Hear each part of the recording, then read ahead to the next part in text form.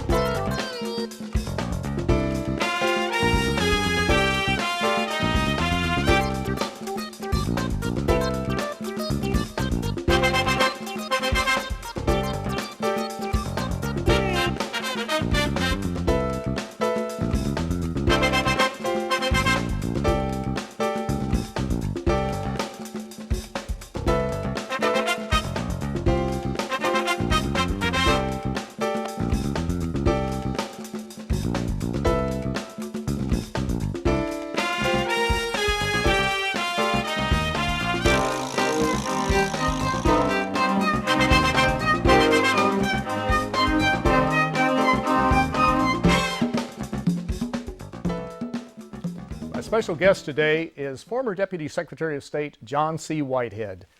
In 1984, Mr. Whitehead retired as co-chairman and senior partner of Goldman Sachs. From 1985 until 1989, John Whitehead served as U.S. Deputy Secretary of State in President Ronald Reagan's administration. Mr. Whitehead is former chairman of the Federal Reserve Board of New York and past chair of the United Nations Association of the United States of America, the largest nonpartisan foreign policy association in the United States. And Deputy Secretary of State Whitehead also authored a very interesting book, A Life in Leadership from D-Day to Ground Zero. John C. Whitehead, welcome to today's Global Connections program. Thank you, Bill. Mr. Secretary, I appreciate you being with me today.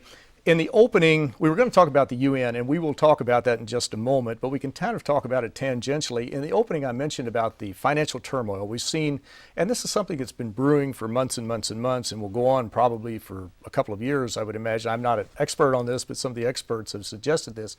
We've seen the markets go up one day 400 points, down the next day 700, back up. What does this international turmoil mean for individual governments as well as for the United Nations, which depends largely upon these governments and the largesse of private donors to help fund its programs? Well, it's a very serious problem for us and for the world. Very little happens in America that doesn't somehow affect all the other countries of the world, and this one will, in time, if we can't quickly make it better, it will affect everyone all over the world. I'm hopeful that if the bill passes Congress that has not yet been approved by the House, if that does get approved by the House, as I think it's very likely to do later this week, then that will be the first big step in a path to correcting all these issues. The problem is that the whole credit system has lost confidence in itself and in its various other members. And without trust in the markets of the world, things don't happen very much. Everybody closes up tight and protects the assets that it has, and if it has cash, is very reluctant to spend the cash on anything or lend it out to anybody. And the world can't exist long, and we can't exist long as long as that happens. So confidence must be restored, as I think it will be when this bill is passed. Mm-hmm. But the problem is a very serious one, and it won't end immediately. It won't clear up immediately. It takes a long time for these things to be worked out. Mm-hmm. And of course, you mentioned international markets. One thing, I guess, is for sure, we don't know exactly what all the answers are. We don't have exactly the prescription to resolve these problems, but it's going to be an international effort to try to repair some of this. I mean, the U.S. is the leader in this area. We have the largest economy in the world, but countries will have to collaborate, markets will have to collaborate, businesses from other countries in the U.S. will have to collaborate on this, will they not, to help work through it? Yes, of course they will. Our economy it cannot be isolated and go on its own. It's very dependent on imports from other countries and on exports from us to the other countries. And in many ways, the confidence has to be there on all sides. And that's what's been spoiled now. Well, this is certainly a problem we hope we can work through very quickly, or as quickly as possible, because a lot of people, unfortunately, will suffer, have suffered, and will suffer in the future. Well, we just seem to keep lurching from one piece of bad news to the other, but let's go back a few years to World War II. And of course, we saw right after World War II, really World War II had not ended, but the United Nations was created June 26, 1945 in San Francisco.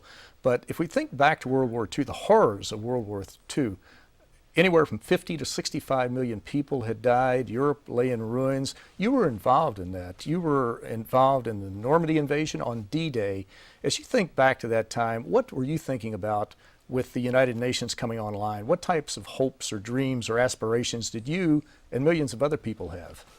Well, I didn't know anything about the United Nations prospective start back in those days. And your audience is seeing pictures of the horrors of that war. I was in the Navy, and I did land in a small boat on the shores of Normandy in the first wave of boats that landed.